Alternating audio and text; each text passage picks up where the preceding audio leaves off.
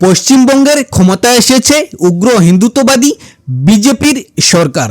ক্ষমতায় এসেই যেন মোদির স্টাইলে গুজরাটের ইতিহাস ফিরিয়ে আনতে চাইছে মোদির মতো আরেক উগ্র হিন্দুত্ববাদী নেতা পশ্চিমবঙ্গের নতুন মুখ্যমন্ত্রী শুভেন্দু অধিকারী। গরু জবাইয়ের উপরে নিষেধাজ্ঞা জারি করেছে এই শুভেন্দু অধিকারী। ফলে শুধু গরুর গোশত খাওয়া নয়, বরং এবারের ঈদে কুরবানি করতে মুসলমানরা বাধার সম্মুখীন হচ্ছেন। অবস্থা যখন এইরকম, তখন সবচেয়ে বেশি বিপদে পড়েছে হিন্দুরাই। কারণ তারা সারা বছর গরু লালন পালন করেন এবং ঈদুল আজহার সময়ে গরু বিক্রি করে ভালো অঙ্কের লাভ করেন। কিন্তু এবার গরু কুরবানির উপরে নিষেধাজ্ঞা থাকায় মুসলমানরা আর গরু কিনছে না সেই উগ্র হিন্দুত্ববাদী শুভেন্দু অধিকারীর ভয়ে। ফলে বেকায়দায় পড়ে গেছে লাখ লাখ হিন্দু পরিবার। কারণ অনেক পরিবারের একমাত্র উপার্জনের মাধ্যম হচ্ছে এই গরু পালন। ফলে এবার হিন্দুরাই শুভেন্দুকে গালাগালি করতে শুরু করেছে। আমার 5 লাখ টাকা লোন নেওয়া, সব মহিলারা এসছে আমার বাড়িতে। আমাদের ঈদটা করতে দিক, আমরা গরুগুলো বিক্রি করি। গরু মোদিকে কিনতে হবে, গরুকে মুদি খাওয়ানোর পয়সা দেবে, আমাদের দেখাশোনা করার পয়সা দেবে, তাহলে গোমাতাকে সেই 14 বছর বয়স পর্যন্ত আমরা রেখে দিতে পারি। শুভেন্দু অধিকারী এসে তুই গদিতে বসে আছিস, তুই কি করছিস? আমাদের আর ঘুম নেই, রাত্রে ঘুম নেই, চিন্তায় মাথা খারাপ হয়ে যাচ্ছে। ঠিক যেমনটি ঘটেছিল শেখ হাসিনা ভারতে পালানোর পর। ভারত বাংলাদেশের জন্য ভিসা বন্ধ করে দেয়, আর এর ফলে কলকাতা সহ সব জায়গায় ব্যবসা বাণিজ্য বন্ধ হয়ে যায়। পথে বসে লাখ লাখ ভারতীয়। দেশের পরিস্থিতি খারাপ, আমার এখানে তো বাংলাদেশে আসতেছে না, তাই তো কেন তো হোটেলে কিছু হচ্ছে না, বন্ধ।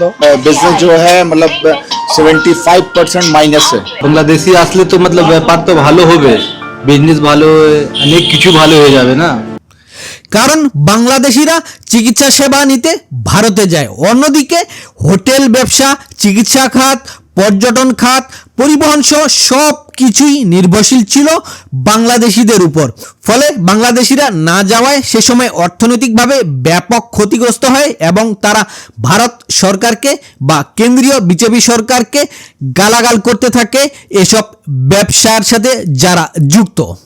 আর বর্তমানে যে শুভেন্দু অধিকারী হিন্দু ধর্মের দোহাই দিয়ে গরু কুরবানির বিরোধিতা করছে, সেই শুভেন্দু অধিকারী নিজেই গরুর গোশত খান, এরকম অভিযোগ করেছে শুভেন্দুর ধর্মের লোকজনই।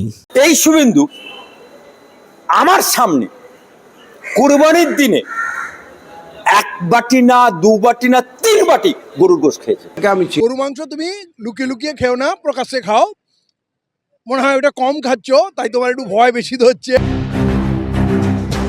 তাহলে প্রশ্ন হলো, শুভেন্দু কি আসলে হিন্দু ধর্মের নিয়ম পালন করতে গিয়ে গরু কুরবানির বিরোধিতা করছেন, নাকি মুসলমানদের বিরোধিতা করার জন্যই গরু কুরবানির বিরুদ্ধে নিষেধাজ্ঞা দিয়েছেন?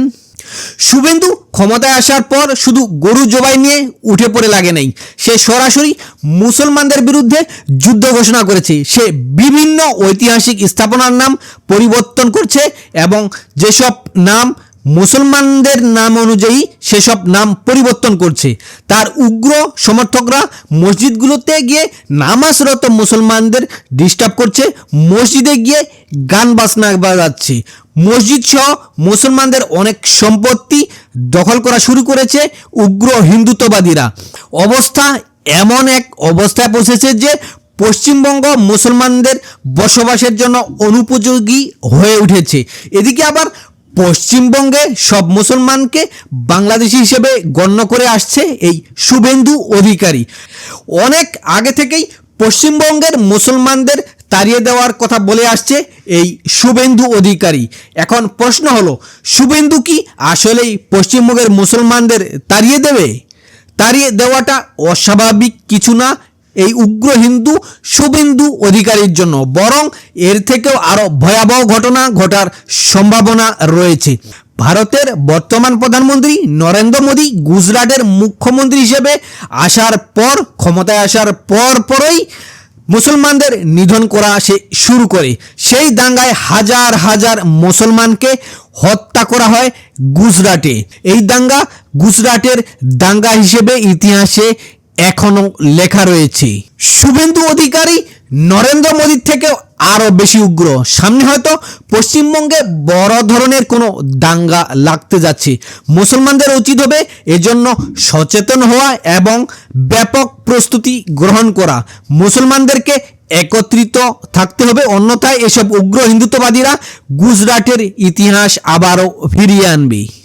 বাংলাদেশের সরকারের উচিত হলো পশ্চিমবঙ্গে যা ঘটছে তার তীব্র প্রতিবাদ করা, কারণ বাংলাদেশে হিন্দুরা শান্তিতে থাকলেও ভারতের উগ্র হিন্দুত্ববাদী নেতাদের দাবি হচ্ছে বাংলাদেশে হিন্দুরা কষ্টে আছে, তাদের উপর নির্যাতন চালানো হচ্ছে। এখন ভারতের মুসলমানদের উপর প্রকাশ্যে নির্যাতন চালানো হচ্ছে, ধর্ম পালনে বাধা দেওয়া হচ্ছে। তাই বাংলাদেশের সরকারকে এই ঘটনার কড়া ভাষায় প্রতিবাদ জানাতে হবে, নিন্দা জানাতে হবে, আন্তর্জাতিক অঙ্গনে এই ঘটনা তুলে ধরতে হবে।